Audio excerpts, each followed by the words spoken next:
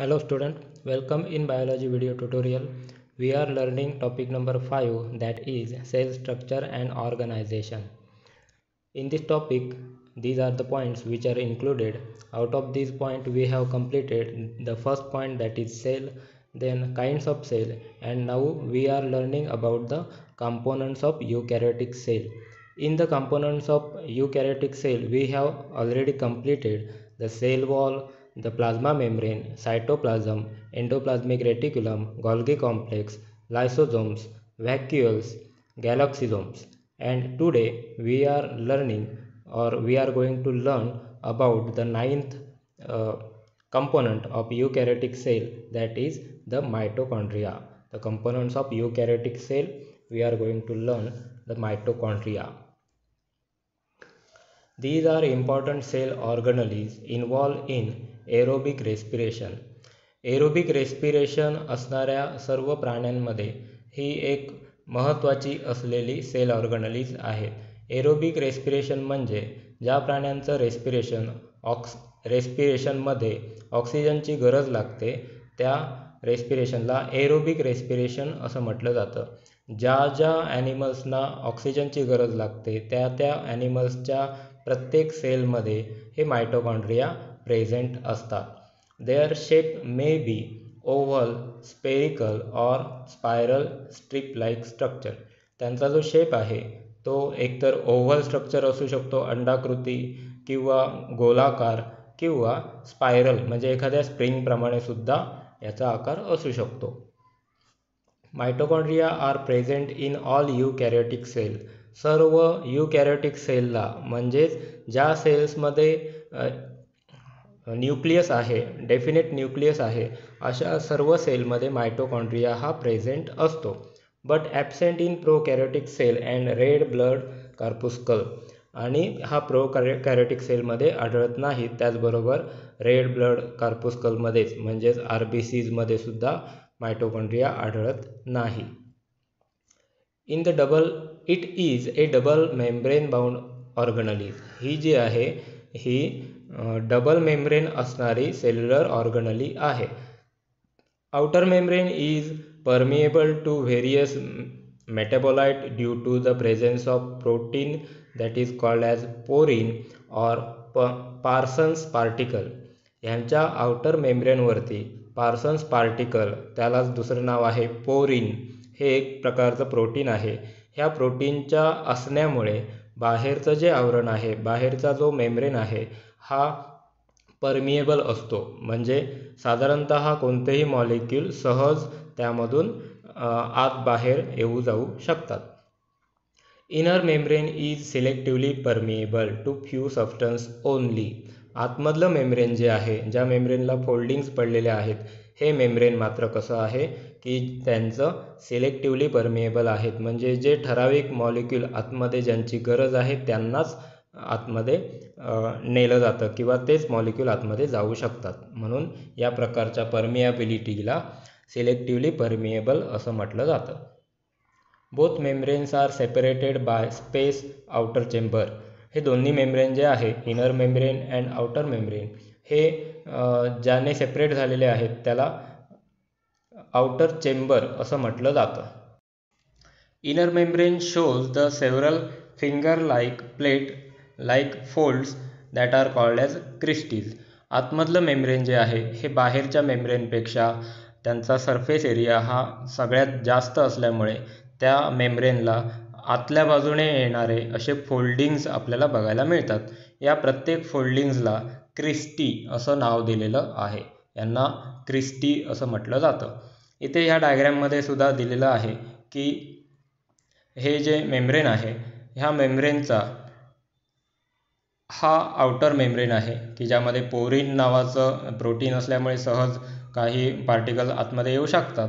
परंतु हा जो इनर मेम्ब्रेन आहे हा फोल्डिंग्स असणारा मेम्ब्रेन आहे आणि ह्या प्रत्येक फोल्डिंगला क्रिस्टी असं म्हटलं जातं. क्रिस्टिया, सिंग्युलर क्रिस्टिया आणि अनेकवचन cristae. Inner membrane bears numerous particles that are called as oxysomes and cytochromes, electron carrier. ह्या इनर मेम्ब्रेनमध्ये आपल्याला अनेक ऑक्सिझोम्स बघायला मिळतात.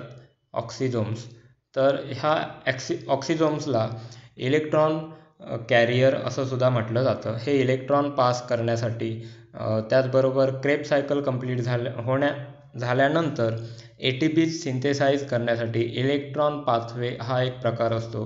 हा इलेक्ट्रॉन पाथवे ह्या ऑक्सिझोम्समुळेच शक्य होतो. Inner membrane encloses a cavity inner chamber containing fluid. Inner membrane जे आहे त्या इनर मेम्ब्रेनच्याही आतमध्ये जी कॅव्हिटी प्रेझेंट असते त्याला इनर चेंबर असं म्हटलं जातं.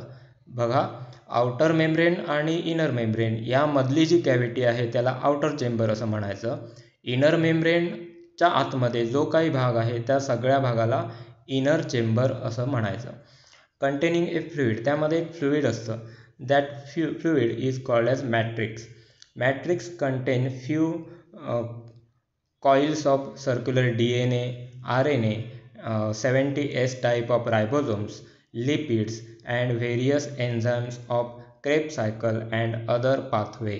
ह्या मॅट्रिक्स आहे. ह्या मॅट्रिक्सच्या आतमध्ये काय काय एनक्लोज असतं, तर त्यामध्ये सर्क्युलर DNA असतो, कारण की यामध्ये DNA आहे म्हणून या मायटोकॉन्ड्रियाला ऑटोनॉमस सेल्युलर ऑर्गनली असं सुद्धा म्हटलं जातं.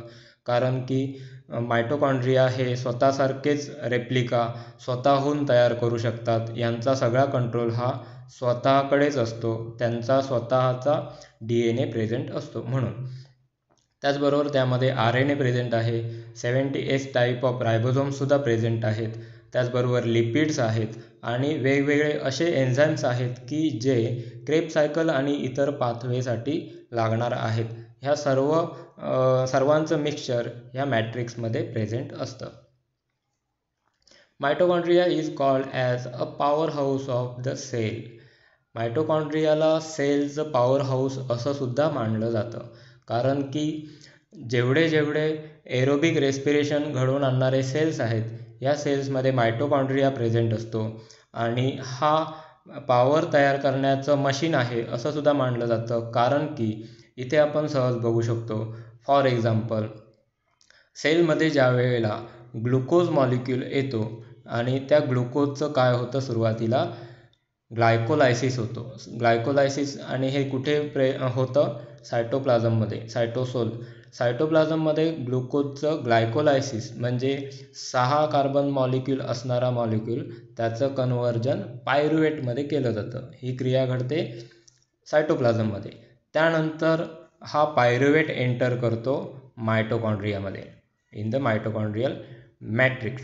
आता मायटोकॉन्ड्रियल मॅट्रिक्समध्ये ह्या बाकीच्या सर्व क्रिया चालतात आणि ह्या क्रिया शेवटी जर आपण बघितलं इथे तर ADPs are converted into ATPs. म्हणजे इथे ATPs तयार करायचं काम ह्या मायटोकॉन्ड्रियामध्ये घडतं आणि जी सायकल रिस्पॉन्सिबल आहे ATP तयार करण्यासाठी त्याला TCA सायकल असं म्हणायचं. क्रेब सायकल त्याला दुसरं नाव आहे.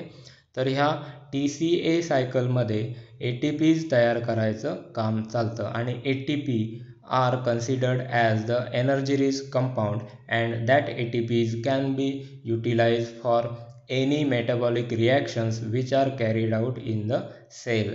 आता हे जे ATPs आहेत हे ATPs एनर्जी रिच कंपाऊंड आहेत आणि असे एनर्जी रिच कंपाऊंड सेलमध्ये ज्या काही मेटाबॉलिक ॲक्टिव्हिटीज चालतात ह्या मेटाबॉलिक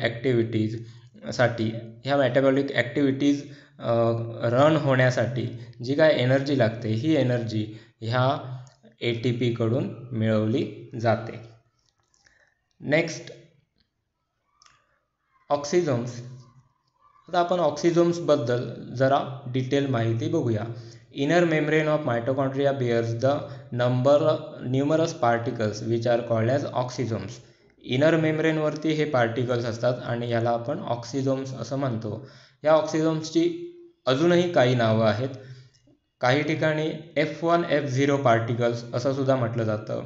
फर्नांडेज मॉरेन पार्टिकल हे सुद्धा म्हटलं जातं. त्याचबरोबर एलिमेंटरी पार्टिकल्स, मायटोकॉन्ड्रियल पार्टिकल्स ही सुद्धा ऑक्सिझोम्सची नावं आहेत. Each particles consist of head and stock and foot. Head that is F1 it is A lollipop head face towards the matrix. हा जो आहे हा मॅट्रिक्सकडे तोंड असलेलं हे हेड असतं. आणि F0 म्हणजे जो त्याचा बेस आहे तो मात्र एम्बेडेड असतो त्याच्या इनर मेम्ब्रेनमध्ये. F0 is embedded in the inner membrane. Head act as an enzyme ATP synthesis and foot is as proton channel. Head जो आहे हा ATP तयार करण्यासाठी रिस्पॉन्सिबल आहे. ADP plus phosphate molecule, they will combine and they will form an ATP. As well as the foot is responsible for proton pump. So here the proton ions can be pumped inside the matrix by the foot.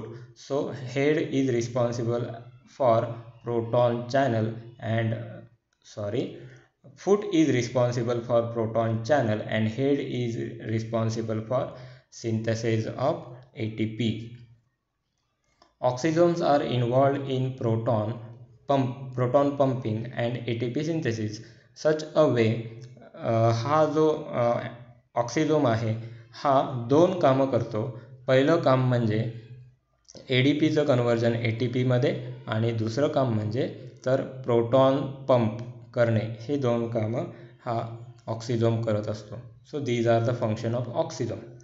So this is all about the mitochondria. Just have a revise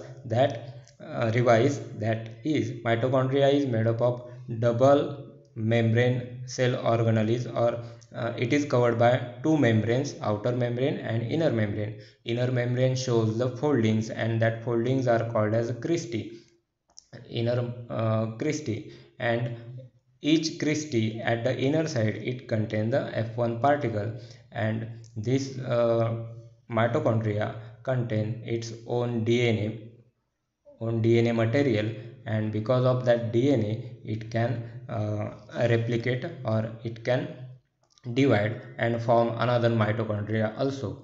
Then the outer space is called as the outer chamber, and the inner